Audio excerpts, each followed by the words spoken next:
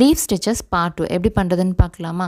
நீங்கள் ஒரு பிகினராக இருக்கீங்க, இல்லை எனக்கு ஓரளவுக்கு ஸ்டிச்சஸ் தெரியும் அப்படின்னு எந்த கேட்டகரியில் இருந்தாலுமே இந்த வீடியோ உங்களுக்கு யூஸ்ஃபுல்லாக இருக்கும். ஸோ வீடியோவை ஸ்கிப் பண்ணாமல் பாருங்கள். ஸோ டிப்லேருந்து த்ரெட்டை மேலே எடுத்துக்கோங்க. கொண்டு வந்து கரெக்டாக லீஃபோட சென்டரில் லெஃப்ட் சைட் வந்து இன்சர்ட் பண்ணுறீங்க. ஸோ சென்டர் போர்ஷன் பார்த்துட்டு லீஃபோட லெஃப்ட் சைட் வந்து இன்சர்ட் பண்ணுங்கள். லெஃப்ட் சைட் ஒரு ரைட் சைட் மாற்றி மாற்றி இன்சர்ட் பண்ணணும். அகைன் லீஃபோட சென்டர்லேயே டிப்பில் லெஃப்ட் சைடு வந்து எடுத்துக்கோங்க.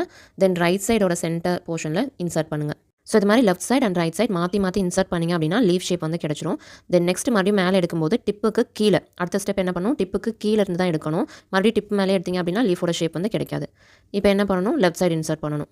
ஸோ வீடியோவை பொறுமையாக வாட்ச் பண்ணிங்க அப்படின்னா கண்டிப்பாக உங்களுக்கு அண்டர்ஸ்டாண்ட் ஆகும். இப்போ டாப்பில் லெஃப்ட் சைட்லேருந்து எடுத்துக்கொண்டு போய் ரைட் சைட் சென்டரில் இன்சர்ட் பண்ணணும். ஸோ இப்போ உங்களுக்கு அண்டர்ஸ்டாண்ட் ஆயிருக்கும்னு நினைக்கிறேன். நம்ம வந்து ஒரு எக்ஸ் மாதிரி ஸ்டிச்சஸ் வந்து கொடுத்துட்ருக்கோம். லெஃப்ட் சைட்லேருந்து எடுத்துகிட்டு போய் ரைட் சைட் கொடுக்கணும். தென் ரைட் சைட்லேருந்து எடுத்துகிட்டு வந்து லெஃப்ட் சைடில் ஸ்டிச்சை வந்து கொடுக்கணும்.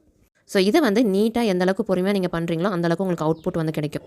நம்ம ட்ரா பண்ணியிருக்க லீஃப் அவுட்லைன் இருக்குது இல்லையா, அந்த அவுட்லைன் மேலேயே தான் ஸ்டிச்சஸ் வந்து நீங்கள் எடுக்கணும், கொடுக்கணும்.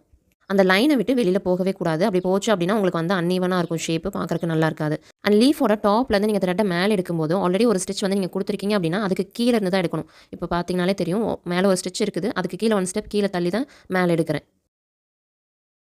அதே மாதிரி மேலேருந்து த்ரெட்டை எடுத்துகிட்டு வந்து கீழே இன்சர்ட் பண்ணும்போதுமே ஒன் ஸ்டெப் கீழே தள்ளி தான் இன்சர்ட் பண்ணணும். ஸோ இந்த மாதிரி ஒவ்வொரு ஸ்டிச்சுக்கும் கீழே கீழே தான் நீங்கள் வந்து வரணுமே தவிர அதே பிளேஸ்லேயே இன்சர்ட் பண்ணக்கூடாது, அதே பிளேஸ்லேயே மேலே எடுக்கக்கூடாது. ஸோ இதே ப்ராசஸை கரெக்டாக மெயின்டைன் பண்ணி ஸ்டிச் பண்ணிட்டு வந்தீங்க அப்படின்னா லீஃபோட எண்டு வரைக்கும் சூப்பரான ஒரு ஃபினிஷ் வந்து உங்களுக்கு கிடைக்கும். அண்ட் இது மாதிரியான யூஸ்ஃபுல் வீடியோஸ்க்கு நம்ம பேஜை மறக்காமல் ஃபாலோ பண்ணிக்கோங்க.